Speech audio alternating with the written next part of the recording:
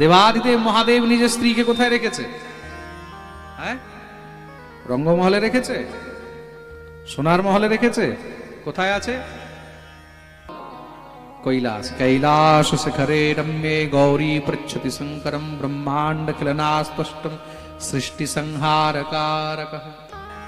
কৈলাস শিখরে রম্যে, কৈলাসের শিখরে উপরে কি হচ্ছে বলে বরফ পড়ছে, ঠান্ডা।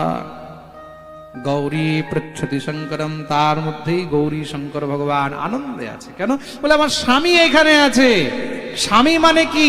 স্ত্রীর সংসার, স্ত্রীর জগৎ, স্ত্রীর ঈশ্বর, সবকিছু হলো একমাত্র স্বামী। স্বামী যদি পাহাড়েও আছে সেখানেও স্বর্গ, স্বামী যদি জঙ্গলেও আছে সেখানেও স্ত্রীর স্বর্গ। তার জন্যই তিনি হলেন পার্বতী।